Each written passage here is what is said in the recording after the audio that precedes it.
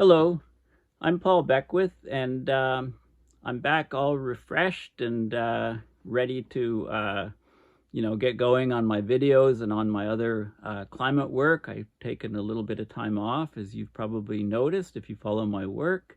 And I'll post some videos from what I've been up to the last week or so. And but in this video, I want to talk about uh, unnatural disasters. So, we often attribute disasters that occur to being natural disasters, acts of God or acts of um, probability, acts, risk, low probability, high impact events.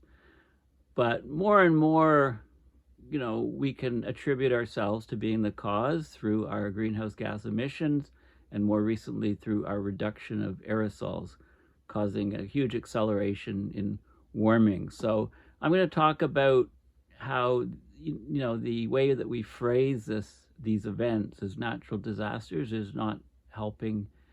We need to really refer to them as unnatural disasters. And I'll also talk about some the most recent article by James Hansen about the climate change acceleration and the effects of the ENSO, the La Nina, the El Nino, etc.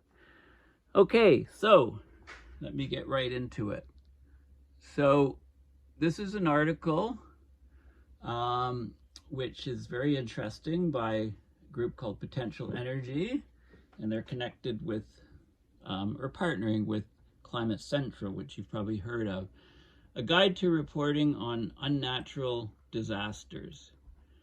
So there's no doubt about it. We're getting more and more intensification of extreme weather. It's affecting millions of people across the world, including millions of Americans. And more people are at risk of severe storms, intense heat waves, longer droughts. So the average time, this is in the US, between billion-dollar disasters in 2023 was just 12 days. So on average, every 12 days, there was a billion-dollar disaster, extreme weather event. In the 1980s, the average time between these billion-dollar disasters was 82 days.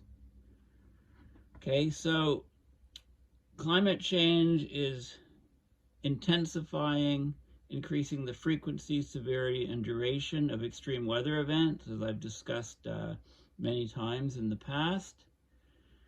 So we need better communications to make the clear link between climate change, extreme weather, and their solutions, because lots of people, especially in America, are just not getting it.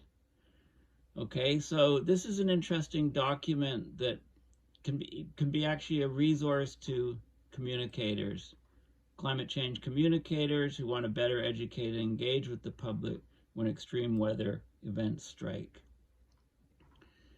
So what you can accurately say, well backed by the science, is that we're getting more and more extreme weather events. So extreme heat, we're getting more frequent and more intense extreme heat events, and they're lasting for longer. This is the deadliest weather-related hazard in the US, and it's a direct result of climate change. It's like the deadly sleeper event, if you like. It doesn't have the same news stories and coverage and impetus as, massive tornado outbreaks or massive hurricanes, but it's the deadliest weather-related hazard, extreme heat. Hurricanes and tropical cyclones, more than 90% of the excess heat caused by climate change is going to the oceans. That's fueling stronger hurricanes. They're intensifying more rapidly. They're producing more rain, and they're bringing more damaging storm surge. And we just have one ongoing right now that's about to hit Jamaica, and it's extremely early, in fact, and it reached category 5. So very, very unusual storm, but not so not so unusual anymore with the much warmer oceans, and therefore the energy source to fuel these acceleration of these storms is much greater. Now, the number of tropical cyclones has not changed dramatically per year, but the occurrence of the most intense and destructive storms, which gives communities less time to recover in between intense storms, is on the rise. Storm surges are higher because of climate change driven sea level rise. So you get the storm surge on top of the sea level rise that's occurred, and you're in trouble. You get lots of coastal flooding. Droughts are occurring more and more frequently because of rising global temperatures due to climate change. That's altered the water cycle, the hydrological cycle, and it's increased the risk of drought in many parts of the US, mostly in the Southwest. Floods. Climate change is increasing the flood risk in many parts of the US by heating up the air, allowing it to hold more water, and therefore we're getting heavier rainfall extremes. So we're not talking about this isn't coastal flooding, that's covered more under storm surges. We're getting flooding. Anybody living near lakes or rivers is being exposed to higher and higher flood risk. Coastal flooding is considered separately from flooding. The rise and the frequency of coastal flooding has risen sharply in recent decades due to sea level rise. Rising sea levels will continue to increase both tidal flooding, high tides, neap tides, king tides, and flooding from extreme weather events. And we're getting more and more wildfires. Climate change is creating more frequent hot, dry, and windy conditions. It's setting the stage for larger, more explosive wildfires. And we've seen that up in Canada in spades in 2023. Okay, so there's lots of good sources from leading climate scientists. There's something called the Climate Shift Index, which I'll talk about later on in this video.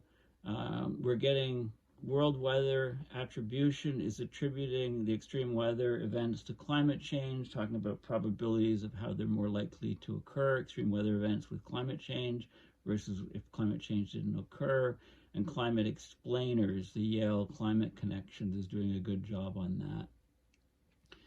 So the majority of Americans still don't see the link between extreme weather events and climate change at the moment. So there's these knowledge gaps. So people are getting acclimated. Okay. 84% of respondents say they've experienced some form of extreme weather, but only 16% of Americans say extreme weather poses a high risk to their community. So people are kind of saying, yeah, there's more extreme weather. They're kind of, getting used to it and not attributing it to climate change, which is completely wrong.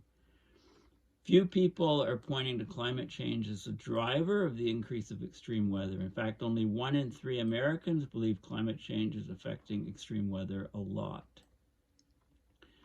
And many people are saying the changes are natural.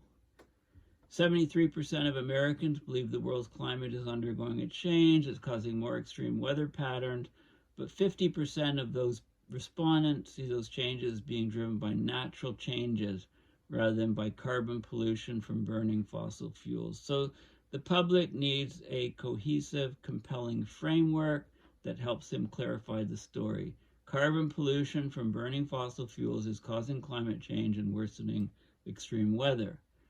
So the idea of natural disasters should really be thrown out the window. We need to call these things unnatural disasters. So they've done research on this, and it shows that using the phrase unnatural disasters to describe extreme weather events is twice as effective at helping people make the connection to climate change and carbon pollution as using the phrase extreme weather alone. So let's start trying that. Let's start using that phrase unnatural disasters often. The term isn't new. A paper by the WMO, the World Meteorological Organization, made a call to reframe the conversation to unnatural disasters back in 2016. but it hasn't really caught on. It's not a term that has widespread usage. Meteorologists are the most trusted people to deliver this communication, this information. Two-thirds of Americans trust television weather reporters as a source of information on climate change. A longitudinal study in 2016 found that audiences who watch reporters cover climate change as part of local news broadcasts had a significantly greater understanding of climate change than they did before watching the broadcast. So people listen to weather guys, weather people, guys and girls and gals, women and men who are reporting the weather. And so they've done significant research to understand which messages make climate change feel real and relevant. Referring to extreme weather events as unnatural disasters increases support for immediate climate action by 10 percentage points. It really shifts the needle. So words are like arrows. Words are very important. Rather than saying warming, we should reframe it and say overheating. Rather than saying greenhouse gas emissions, we should say carbon pollution. When we talk, instead of saying decarbonize, we should just say reduce pollution. Instead of saying ban, we should say upgrade. And rather than saying 100-year storm, we should say 20-fold increase in severe storms. Talk about the increase of severe storms that we can attribute to climate change. Okay, so this is a very interesting reframing, unnatural disasters, and there's an email here if you have any questions or any suggestions as to how to improve climate change communication and reporting. Okay, so that's the first thing I wanted to talk about in this video. Now I'm going to talk about James Hansen's most recent works. If you go to the Columbia University website of Hansen, he posted this a few days ago. The world will cool off a bit, and other good news. Let's see what Hansen is saying. Okay, so first of all, he posts his temperature. This is global temperature relative to 1880 to 1920 average based on the Goddard Institute of Space Science analysis. So the warming rate from 1970 to 2010 was 0.18 degrees Celsius per decade. That's the green line here. Since 2010, that's gone up significantly. Hansen was talking about it increasing 50 to 100%. Well, it turns out it's increased about 80%. It's actually 0.32 degrees Celsius per decade since 2010. Okay, that's this red line here. The dots are the means each year, January through December. The mean, that's fit with the blue line, 12-month running mean. And if you want to smooth out things, you can take a 10-year or 11-year running mean, which is the red line. And you can see that, it's heading up at accelerating rates. Climate change is accelerating. Now, Hansen talks about an article that was in The Hill recently called Scorching Heat Wave May Portend Climate Future. There was a quote by Jonathan Overpeck, who's the Dean of the School for Environment and Sustainability at the University of Michigan.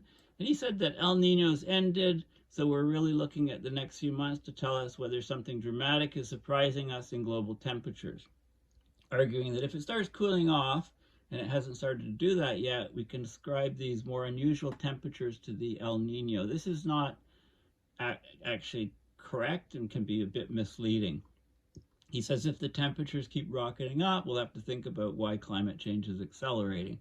And we actually know why it's accelerating. It's accelerating because greenhouse gases are accelerating, but more so in the last few decades, it's accelerating because of the reduction of aerosols, both from China and more recently from commercial marine shipping, as Hansen's pointed out. And Hansen's going to do a whole new paper on the aerosol aspect soon. So there is a problem about potential public misunderstanding with him saying if it starts cooling off. The world will soon start to cool off because we've had a strong El Nino. Okay, we've had an El Nino, and this is not unusual. We have these ENSO cycles, the El Nino, La Nina. The rate of global warming is accelerating, as Hansen has clearly shown, even though global temperature will soon begin to decline because we've moved out of the El Nino and we're moving into an El Nothing or a La Nina state. But that doesn't imply some dramatic surprise in our understanding of the climate physics. So we've got the greenhouse gases and the aerosols that are both large human-made climate forcings, and they account for the accelerated global warming, and the growth rate of these two forcings has accelerated in the past 15 years. So they're both getting worse. And so I showed you that graph at the beginning, right? The global warming rate since 2010 has accelerated to 0.32 Celsius per decade, which is 78% faster than the 0.18 per decade rate, degrees Celsius per decade rate increase from 1970 to 2010. And, you know, by 2030, this acceleration will clearly show up in huge temperatures. Already, the global anomaly of the 12-month mean temperature relative to pre-industrial is about 1.6 Celsius. Okay, that's if you base it on 1880 to 1920, which is what the GIS analysis does. It's slightly more than 1.6 if you base it on baselines 1850. This is a typo, should be 1900. The 12-month mean temperature is about at its peak, driven by the recent El Nino. You know, so as we transition to a neutral or La Nina state, of course, we're going to see some sort of cooling, but don't expect much. We may cool, you know, 0.2 Celsius to about 1.4. So if you weigh out the El Nino, the ENSO variation, we're already at 1.5. Okay, you know, we might drop to 1.4. We were as high as 1.6. The average is 1.5. Okay, this shows you the temperature increases with latitude from 1990 to present day, and you can see what's happened since 2010, the acceleration, and you can see where a lot of the warming is. So we had a strong El Nino here causing this burst in the tropics, and we've had a moderate El Nino that we've just gotten out of, causing this increase of temperature in the tropics. But look at the temperature increase, you know, at mid-latitudes at 45 degrees north in particular. The huge warming here, record temperatures over a long period of time.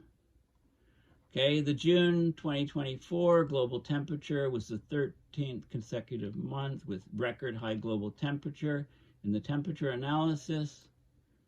And there was a strong one, you know, an increase in 2015 as well, but this one is much, much higher. You know, in September of 2023, we had an unusually extremely hot, gobsmackingly bananas hot temperature. So September of 2024 probably will be cooler than that. But, you know, not much because of the thermal inertia of the ocean. So only in September 2024 do we expect to see a perceptible decline in the 12-month running mean global temperature. Okay, so, you know, we might drop down to 1.4 or something, you know, but it'll be lower than the 1.6 peak. And hopefully that lasts a few years before the next ENSO cycle. The unprecedented global warming of the past year gives the impression of a supergiant El Nino, while in fact the El Nino was only of moderate strength that we're just getting out of. So we don't need any new physics. Sea surface temperature is a very valuable diagnostic of the climate system because of the large thermal inertia of the ocean's upper mixed layer. The sea surface temperature smooths out the noise caused by cloud variability. So if we look at you know, the Earth's energy imbalance, there's variation because of cloud variability, but this is kind of averaged out by what the ocean temperatures are. The recent unusual global warming since 2010 is the product of two phenomena: low latitude transition from a strong La Nina to a moderate El Nino, longer term post 2010 warming at middle latitude, especially in the northern hemisphere. Okay, so it's deceptive to talk about the last El Nino that has passed as being a supergiant El Nino. Okay, we had an acceleration of warming since 2010 because of the reduction of human-made tropospheric aerosols, a reduction of sulfates from power plants and other sources, especially in China, and regulations on the sulfate reduction in shipping fuels. Warming from the reduction of aerosol sources in China would be largely complete by 2020. But the fresh jolt of mid-latitude warming in the northern hemisphere after 2020 is likely a result of a reduction of ship aerosols. So this warming, we've reduced sulfur in shipping fuels, ships that are plying mostly in the northern hemisphere, and we've seen this incredible spike in warming since 2020. Okay, that's what the data is showing. So Hansen is going to do a paper soon that's very quantitative on this very topic. Now, there's, when you look at the climate data, when you look at the climate science, do an honest assessment. It's a source of anxiety, especially for young people, right? They feel, many young people are saying no kids, basically everything's falling apart. Adults have completely screwed up the planet. So they need to feel empowered. So, Hansen's, hopefully he gets his book out soon.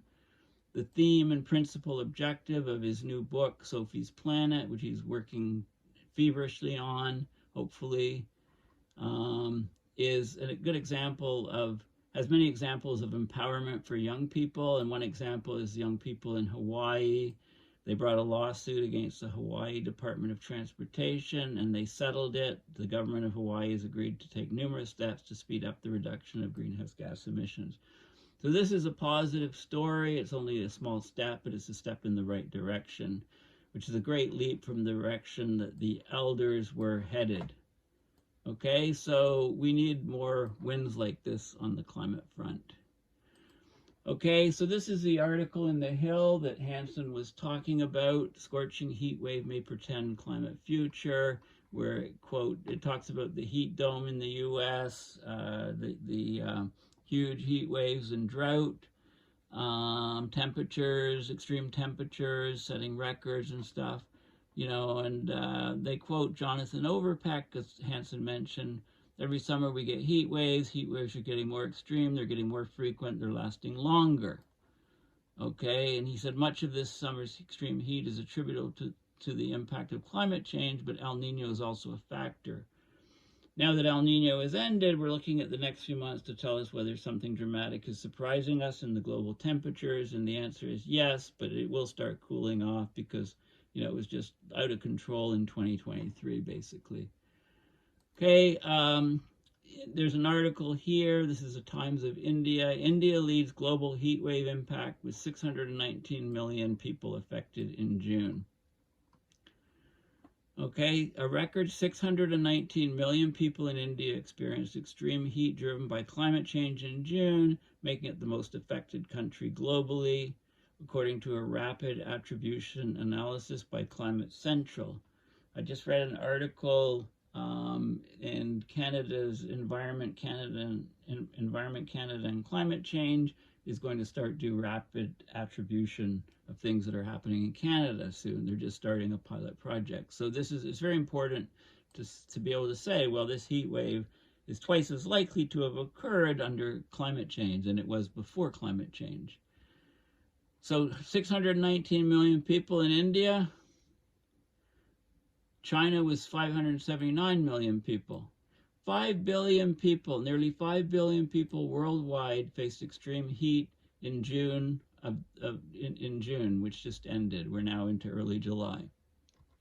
More than 60% of the global population, right, is at almost 5 billion, experienced temperatures made at least 3 times more likely by climate change.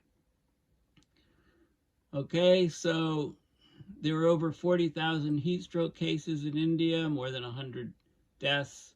Temperatures soared to nearly 50 Celsius, nighttime lows 37 Celsius, the highest ever recorded in the country. So these are the affected populations from June 16th to 24th, according to Climate Central's analysis. I talked about India and China, Indonesia, 231 million, Nigeria, 206 million, Brazil, Bangladesh, the US, 165 million, Europe, excluding Russia, 152 million, and so on. So people all over the world were affected in June, between June 16th and 24th, and were exposed to deadly heat. The death tolls haven't been tallied yet in all these places, but in Saudi Arabia, extreme heat during the Hajj pilgrimage resulted in at least 1,300 deaths due to heat-related illnesses. Temperatures in some cities exceeded 50 Celsius. Mecca has experienced temperatures made at least 3 times more likely by climate change since mid-May. Climate change made the heat wave in Saudi Arabia up to 2.5 degrees Celsius hotter than it would have been otherwise. Greece was also facing extreme heat. The Acropolis closed due to temperatures above 43. Many tourists, a number of different tourists, just disappeared and died from the heat, including the prominent UK TV doctor Michael Mosley. Okay, the US had back-to-back heat waves affecting the southern region, Mexico, also Central America. Okay, 52 degrees in Sonora. A heat wave in the eastern US caused a 500 to 600% increase in heat-related emergency visits in New York. Temperatures up to 2 Celsius hotter. It talks about other places where there was,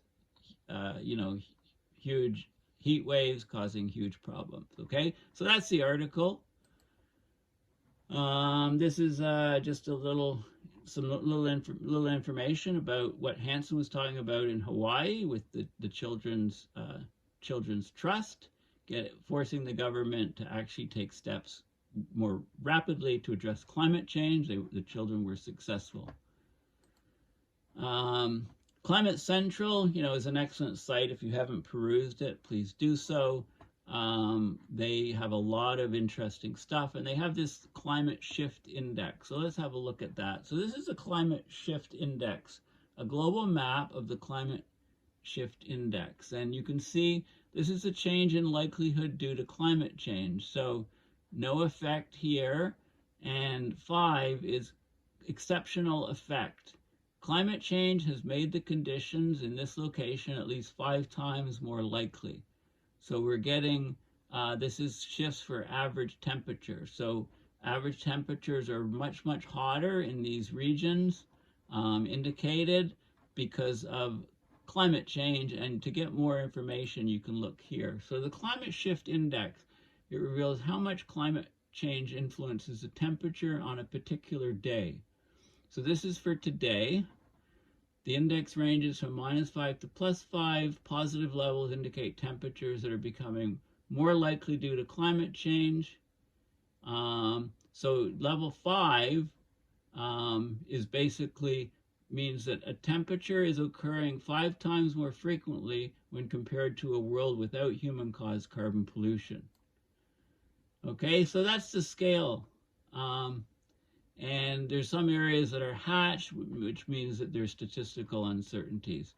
So this is a very interesting way of looking at how climate change is shifting the baseline. It's shifting us into a new world of climate, basically, a world that we haven't experienced before. This climate Global Climate Shift Index, it was named the best use of technology in these so-called Anthem Awards, 2024 Anthem Awards, which are established to recognize the year's best purpose and mission-driven work worldwide. Okay, so it won this silver in the Sustainability, Environment, and Climate category for representing the influence of climate change on local temperatures, gives a clear indication of how human-caused global warming impacts the likelihood of any day's high, low, and average temperatures virtually anywhere on Earth. So the unnatural disasters, they're not natural disasters that are occurring, they're unnatural disasters driven by climate change. This is the temperature anomaly. You've got a couple different choices. You can look at the climate shift index or the temperature anomaly, and this is the temperature anomaly. You can see where the anomalies are huge. Highest right now up in Russia, in northern Labrador, and also in Asia. So you can see the differences from normal. There's lots of websites that will give you this information. So the climate shift is really the novel feature from Climate Central. They also have Climate Matters reporting materials. There's resources, very good articles on Climate Central, and I'll just talk about one of them: scorching days followed by sweltering nights. This is the problem. So extremely hot summer days are dangerous, but when they're followed by extremely hot nights, the health risks grow, right? Core body temperature rises if you can't cool off at night. If you don't have access to air conditioning, then it's a cumulative effect, and as a heat wave extends many days, you're more and more at risk because of the cumulative wearing down of your body from the sweltering heat. Sweltering summer nights limit our ability to cool off from scorching summer days. It prolongs heat stress. It amplifies health risks. The frequency of these risky combined hot summer day, hot night events has increased in 202 U.S. cities, 84% of the 241 cities analyzed by Climate Central since the 1970s. Okay, so the Climate Shift Index helps to show this. So it gives some data on, what's going on. Combined hot summer days and hot nights, for example, Baton Rouge, there were 2 per year from 70 to 79, and now there's 11 per year. So we can get this type of information for all cities. This is a US-centric site, but it's interesting to, it gives lots of details about what's happening and how you can try to protect yourself from this excessive heat.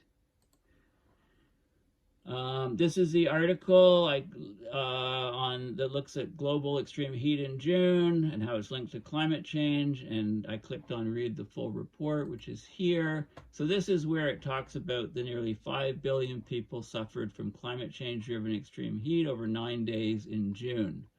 More than 60% of the world population faced extreme heat that was made at least 3 times more likely by climate change between June 16th and 24th.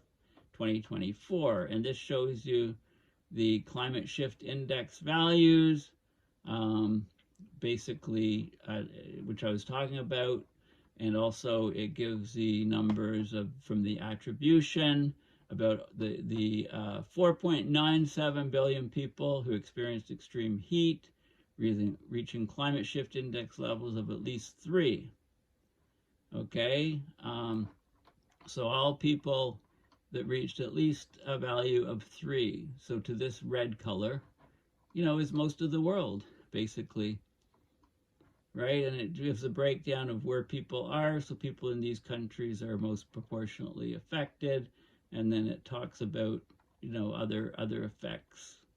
Okay, and gives the links to all the toolkits, etc., etc.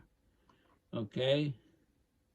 So the world is a lot more dangerous because of this heat, and it's often a silent killer, right? It just wears people down so they become lethargic, they can hardly move, they just lie there, they get heat exhaustion, heat stroke, and just die. So it's not like a tornado's coming or a hurricane coming, it's a silent killer, and it's a deadly killer, the heat. There's lots of other things, extreme weather toolkits, past climate, and the new climate with the extreme heat, and the old bell curve. World weather attribution, lots of information on that. Heat waves and climate change, is there a connection? Well, of course there is. Yale Climate Connections has great articles, and here we are. What a relief. The heat waves on Earth were becoming unbearable. So you die and you go to hell, and you're immune to the heat up there, right? Is the idea. Okay, you know, and I guess the problem is, you can have a look at this. It talks about heat waves, marine heat waves, effects on agriculture, all different factors. Common meds making heat waves more dangerous. If you take common meds, you can be more susceptible, less tolerant of heat. The problem is it's a hugely nonlinear effect, right? You get no deaths, and you might get, you know, an event like the Hajj, you know, 1,300 pilgrims die in Mecca, and then you just go up a small amount, or you get slightly higher humidity, and you pass this dreaded wet bulb temperature, the tolerance of the human body to heat, and instead of 1,000 people dying, you know, with a slight increase in temperature, humidity, wet bulb, you'd go to 10,000 dying, 100,000 dying, you know, like just like that. And say, well, what's different? Well, we just passed the threshold, and we're getting very close to passing that threshold. So instead of heat waves just killing 100 or 1,000 people, in the very near future, they'll be killing tens of thousands or even 100,000 people, you know, at one go. And, you know, will that wake up the world? Well, these unnatural disasters are happening more and more often, and at some point, they have to force a response. It hasn't happened yet. We're still at record high fossil fuel burning to fuel our world, record high number of barrels of oil per day, record high numbers usage of natural gas and all these other fossil fuels, you know, and yeah, we're going in the complete wrong direction and accelerating climate change like a bat out of hell, basically. So anyway, thank you for listening. Please consider going to my website and donating to my PayPal. It's paulbeckwith.net, and donating to PayPal to support my research and videos. I'll be doing copious numbers of videos in the next little while to make up for my lack of videos in the last week or so. And I'll also be posting some interesting videos like of the of parachutes jumping on Parliament Hill from Canada Day just a couple days ago, from my trip out on the, you know, a few kilometers offshore off Newfoundland, tracking icebergs in the fog, and some of the hikes that are just gorgeous in Grossmoor National Park in Newfoundland, where I was doing, you know, basically it was a hiking trip. I mean, I think my wife and I, we our record day was about 33,000 steps. You know, most days we were well over 15 to 20,000 steps from hiking. We went off the trails. We went up on some fascinating hikes, and I'll post those videos.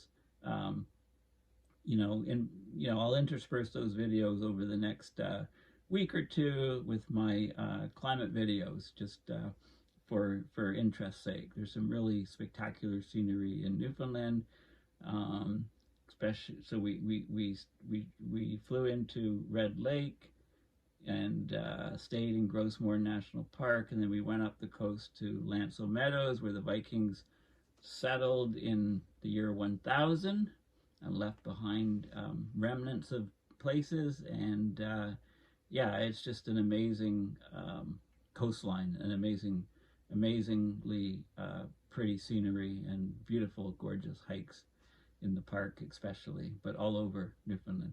So anyway, thanks for listening, and please donate to Paul Beckwith at paulbeckwith.net to support my research and videos.